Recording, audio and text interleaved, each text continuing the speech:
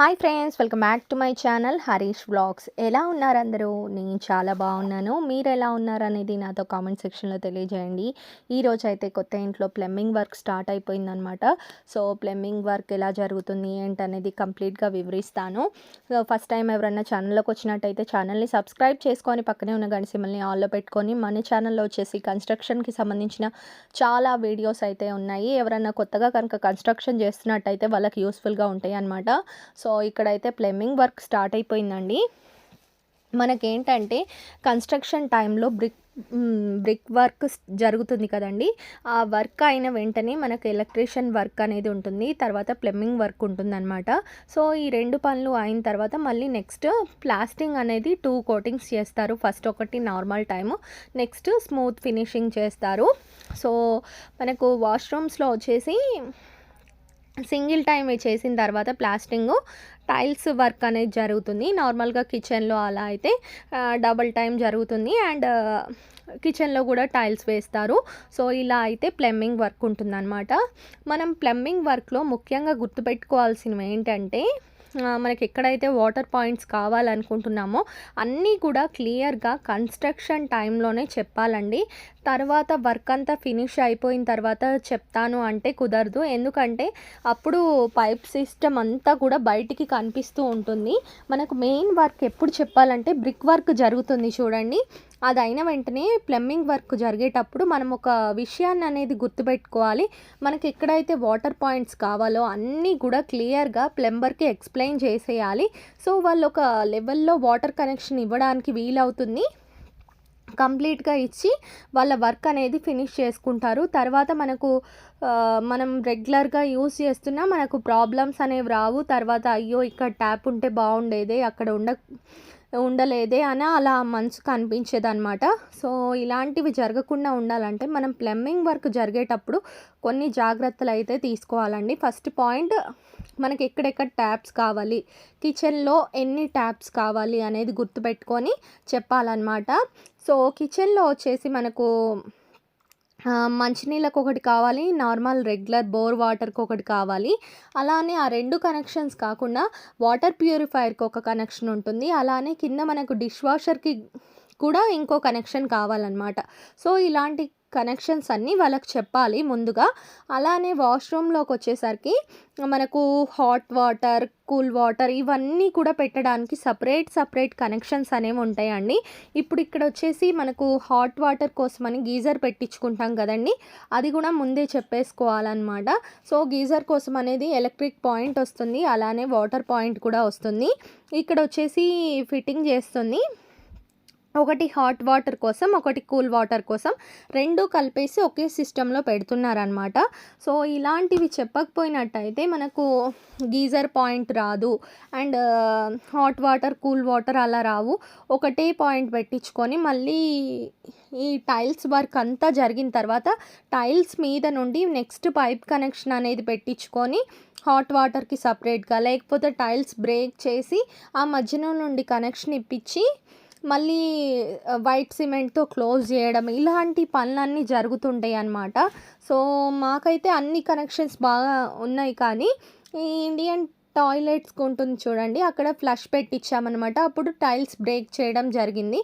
వాళ్ళకి ముందే చెప్పాం కానీ టైల్స్ వాళ్ళు అది చూసుకోకుండా వేసేసారు. ఇప్పుడు వైట్ సిమెంట్ పెట్టారనమాట. సో ఇలాంటివి జరుగుతుంటాయి, అందుకే చెప్తున్నాను అనమాట.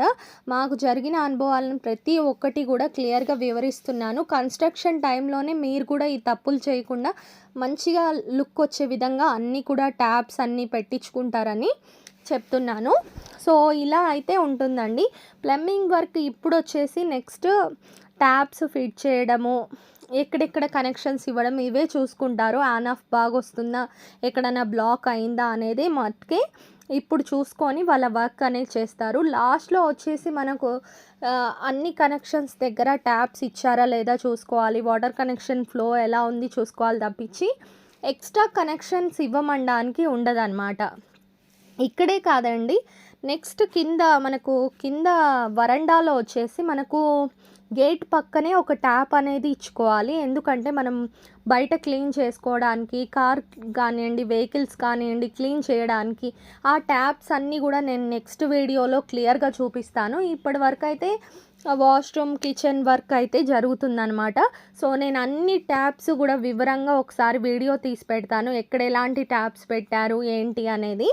సో ఇలాంటివైతే మనం మర్చిపోయినట్టయితే మనం ప్రాబ్లమ్స్ అయితే ఫేస్ చేయాల్సి ఉంటుంది.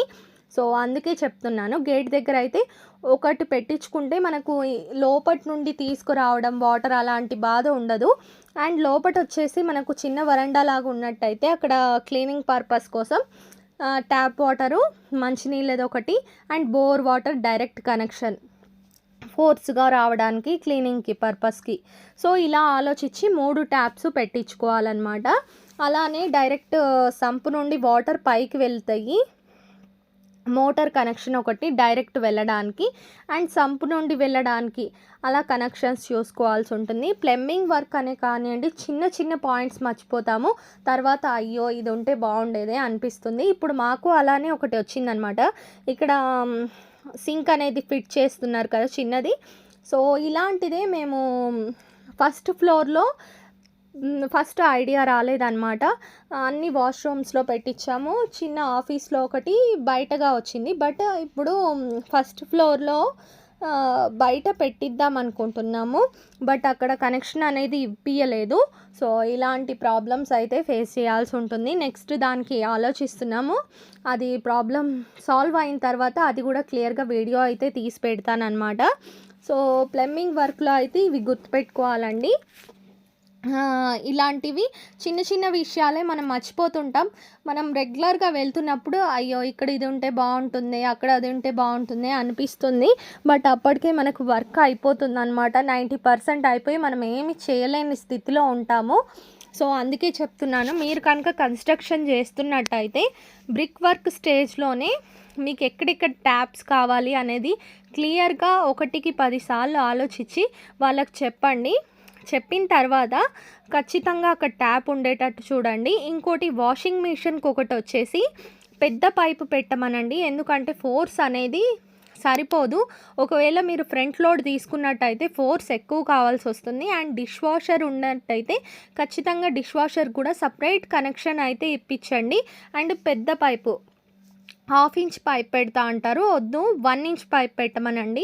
సో అది కూడా గుర్తుపెట్టుకోండి, ఎందుకంటే మనకు డిష్ వాషర్కి కూడా ఫోర్స్ ఎక్కువ అవసరం అవుతుందన్నమాట. మేము ప్రస్తుతం ఉంటున్న ఇంట్లో ఏంటంటే డిష్ వాషర్ కొన్న తర్వాత పైప్ కనెక్షన్ లేదు అండ్ ఒక ఫ్లోర్కి వాటర్ ఫ్లో సరిపోదు అని ఒకసారి డిష్ వాషర్ అనేది బ్యాక్ ఇవ్వడం అయితే జరిగింది. నెక్స్ట్ టైం ఏమైందంటే మళ్ళీ మేము పైన చిన్న ఆఫీస్ కోసమని రేకుల ఇల్లు వేయించామన్నమాట. సో పక్కకు వచ్చేసి ట్యాప్ కోసమే చిన్న స్లాబ్ లాంటిది వేయించాము. దానిపైన ట్యాప్ పెట్టడం వల్ల మాకు డిష్ వాషర్ అనేది వర్క్ అయింది. సో దానికోసం మళ్ళీ కనెక్షన్స్ అనేవి సపరేట్ ఇప్పించాం. దానికంతా కూడా చాలా ఎక్కువ కాస్ట్ అయిందనమాట. సో ఇలా ఉంటుంది వర్క్ అయితే. అదంతా సమస్య రాకుండా dishwasher, washing machine front load ఉన్నట్టయితే మీరు ప్రెషర్ ఎక్కువ వచ్చే విధంగా ఉండాలని ముందే ప్లంబర్కి చెప్పి ఆ వర్క్ అనేది చేయించుకోండి. అండ్ ఎక్కడెక్కడ ట్యాప్స్ రావాలి, ఎక్కడెక్కడ ఇలాంటి వాష్ బేషన్ అలాంటివన్నీ రావాలనేది చూసుకొని ఆయా పాయింట్స్ చెప్పినట్టయితే అక్కడ వాటర్ కనెక్షన్ ఖచ్చితంగా బ్రిక్ వర్క్ స్టేజ్లోనే పెడతారు, మనకు ఎటువంటి ప్రాబ్లం అనేది రాదు అన్నమాట. సో ఇక్కడైతే ఫిట్ చేస్తున్నారు, కింద వచ్చేసి వైట్ సిమెంట్ పెట్టేసి కంప్లీట్గా లీక్ కాకుండా క్లోజ్ చేస్తున్నారు. ఇవన్నీ అయిన తర్వాత కూడా మనం ప్రెషర్ ఎలా వస్తుంది అనేది గమనించుకొని వాళ్ళకు ఒకసారి చెప్పాల్సి ఉంటుంది. సో ఏదన్నా ప్రాబ్లం ఉన్నా వాళ్ళు క్లియర్ చేసేసి మళ్ళీ అక్కడ వాటర్ కనెక్షన్ వస్తుందా లేదా, వాటర్ సరిగ్గా వెళ్తున్నాయా లేదా అన్నీ చెక్ చేసుకొని వెళ్తారనమాట. సో అదైతే ముఖ్యంగా గుర్తుపెట్టుకోండి. ఈ విషయాలైతే ప్లంబింగ్‌లో అయితే ఖచ్చితంగా చూసుకోవాల్సి ఉంటుంది. ఫినిషింగ్ స్టేజ్‌లో ఇలా అయితే ప్లంబింగ్ వర్క్ జరిగిందండి. నెక్స్ట్ ఎక్కడెక్కడ ట్యాప్స్ ఎలాంటివి పెట్టారు, ఏంటి అనేది క్లియర్‌గా నెక్స్ట్ వీడియోలో చూపిస్తాను. వర్క్ జరుగుతూ ఉందనమాట. 1, 2 డేస్‌లో కంప్లీట్‌గా అయిపోతుంది. నేను ఫుల్ వీడియో కూడా నెక్స్ట్ మళ్ళీ అప్లోడ్ చేస్తాను. ఈ వీడియో మీకు నచ్చింది అనుకుంటున్నాను. నచ్చితే కనుక ఛానల్‌ని సబ్స్క్రైబ్ చేసి పక్కనే ఉన్న గంట సింబల్‌ని ఆల్‌లో పెట్టుకోండి. వీడియోని ఖచ్చితంగా లైక్ చేయండి.